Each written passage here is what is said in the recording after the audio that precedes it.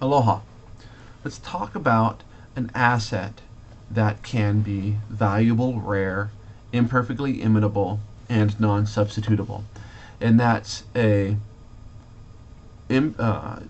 difficult to imitate value chain. A value chain is another concept by Michael Porter, the Harvard researcher on strategy and competition. And it's the set of activities through which products or services are created and delivered to customers. Okay?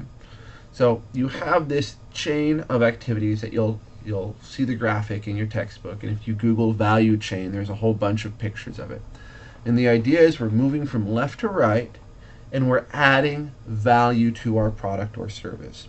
Now, as a side note, Porter developed a lot of his ideas 30 years ago when the dominant area of business in the United States was manufacturing. So when you look at his models, they make the best sense from a manufacturing perspective. Over time, they've been applied to service industries and other types of businesses, but as a manufacturing business, they make the most sense, especially when you're trying to learn them for the first time. A value chain has a set of primary activities that move from left to right, and then some support activities that kind of sit on top of this stack. Okay? The primary activities are inbound logistics, operations, outbound logistics, marketing and sales, and after sales service and support. Okay? Inbound logistics, operations, outbound logistics, marketing and sales, after sales service and support. Now, as you look at businesses, sometimes these are done in a slightly different order. We might sell something before we send it out, or we might ship it to a retailer or a wholesaler or some sort of distribution facility before we sell it. But the idea is we have these steps that add value. So let's walk through this to illustrate. Inbound logistics means bringing raw materials into your facility. Operations is the process by which we convert raw materials into finished goods. Outbound logistics involves all of those activities for getting the finished goods out of our facilities. Marketing and sales is matching the needs of buyers with the products and services we have. After sales service and support provides the training, warranty, service and support, customization, things like that. Okay, so let's walk through an example. Let's say I want to make cookies. All right, for cookies, I'm going to need some raw materials: sugar, eggs, milk, flour, chocolate chips, maybe. I'm going to go through certain activities called procurement, and after I've purchased my raw materials, then inbound logistics begins. And this is the activity of bringing the goods into my facility. So I have arrangements with distributors, they ship the goods in, I bring them into my warehouse, for example. Okay, so I've got all of this stuff. Then I'm going to need to bake my cookies. I mix all the ingredients together. This is operations. I'm making cookies. And with those operations, then once my cookies are finished, I have to figure out a way to ship them out. Okay, how am I going to get them to my customers? Are they going by truck? Are they going to wholesalers? Are we shipping directly to customers?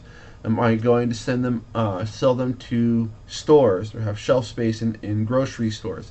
How am I going to get the product or service to the customer? Okay.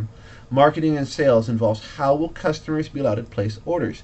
Is this order by phone, by mail? Are they going to come into the store and buy it there? Can we order over the internet? Is there an app on their phone? There's lots of opportunities for these marketing and sales activities. How are we going to let them know about it? What channels are we going to use to spread the word? Word of mouth, television, radio, magazines, ad campaigns, all of that fits in marketing and sales. After sales service and support, someone calls up, what's the best way? What types of milk do these cookies go with? These cookies don't taste quite right. Can I return them for a refund? I'm not quite sure how to use this product or service. Can you please help me out? It's time to reorder ink or toner for my laser printer. All of those things could be service and support. Okay? As you move through these primary value chain activities, you're doing two things. You're incurring costs. You're adding costs to your business, right? It costs a certain amount to purchase flour, eggs, sugar, powdered milk, and chocolate chips, right? But it costs more money. So it costs money to just bring those into my facility and store them in my inventory. It costs more money to convert those. I have to pay labor, I have to have ovens, I have to have mixing equipment, and so on, to convert those raw materials into finished goods. Okay. Now, finished cookies are more valuable than raw bacon ingredients. Okay. But they'll be even more valuable to the customer if I can get them closer to the customer, or I have an easy and efficient way of delivering them to the customer, right? If I tell the customer, come pick it up from my warehouse, well, there's some value there. It's ready to be picked up, but there's not a whole lot of value add, whereas if there's a way of getting it to the customer, that might add some more value, but some more cost. So as I move along this value chain, I have these interrelated activities that are allowing me to create and deliver products and services to my customers. All along the way, it's costing me money to do this. But all along the way, I'm adding value to my customers. The difference between my costs and the value, or what my customers are willing to pay, is called margin. Okay, so when I have my margins are large or my margins are small, right?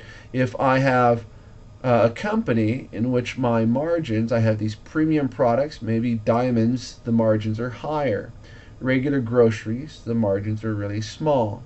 Okay, so that's when we talk about the margins, we're talking about the difference in how much it costs me to make a product and what customers are willing to pay. Now, if my margins are negative, right, it's costing me more to make it than my customers are willing to pay, then I have a problem. So those are the primary value chain activities. Okay. Now, we have some secondary or support value chain activities. These work on the top. And these are infrastructure, human resources, technology and research and development, and procurement. Okay.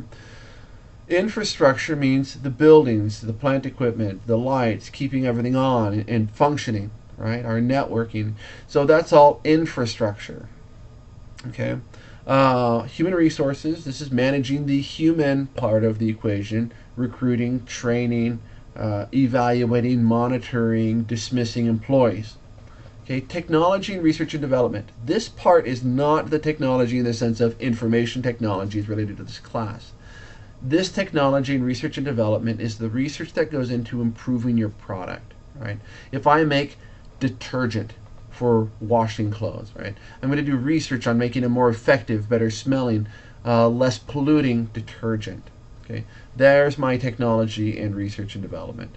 Procurement is those activities related to pricing, evaluating, and purchasing materials to keep my business running. Okay, now a couple more things. If your value chain can't be copied without extensive trade-offs, then that value chain allows you to create other strategic assets over time, and it can be a source of sustainable competitive advantage. Okay? So as we look at these activities, there are different ways of fulfilling these. You have lots of options in terms of how you're going to perform inbound logistics, operations, outbound logistics, marketing and sales, and service and support functions. Okay?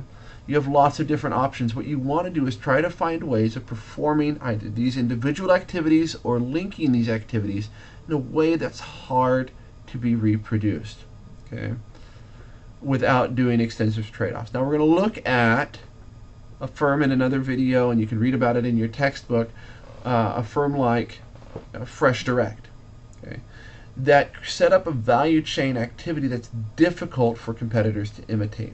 Okay. Netflix, which we'll look at later on in the course, has done a similar thing.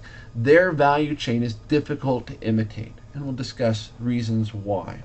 So it becomes a source of sustainable competitive advantage. Okay. Now, technology has room in a lot of this in different places. Number one, there's technology, there's software you can buy that will help you in each of these value chain activities, right? If you want to improve your inbound and outbound logistics, you have inventory management systems, supply chain management systems. If you want to make your sales and marketing activities more efficient and connected with your customers. We have things like customer relationship management systems. What's another word? CRM systems. Okay. In operations, we've had material requirements planning systems for a good number of years. We have ERP systems, enterprise resource planning systems, which kind of integrate all of these value chain activities, these primary value chain activities, and the secondary value chain activities to provide more integration or linkages. And there's some significant benefits to that we'll discuss in the software chapter later on. Okay, so technology can support your value chain activities, but off-the-shelf software, which a lot of the software by itself will not help you get a sustainable competitive advantage because it can be copied. You can purchase SAP.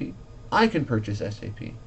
Okay, but this technology can dramatically increase your operational effectiveness and buy you some time so that then you get increased profitability and more connected customers, and buy you some time to develop other strategic assets. Assets like a strong brand, economy, benefits of scale, to implement switching costs, to really differentiate yourself, enjoy the benefits of something called network effects, develop hard to reproduce distribution channels, and maybe even consider some intellectual property issues as well. Okay, so what we're trying to do with a very integrated and streamlined value chain is add value to the customer, find ways of doing business that are difficult to copy without getting our competitors to do really significant trade-offs. Look for ways of strengthening these activities, add value to your customers, reduce your costs, and then look for ways to build these other strategic assets.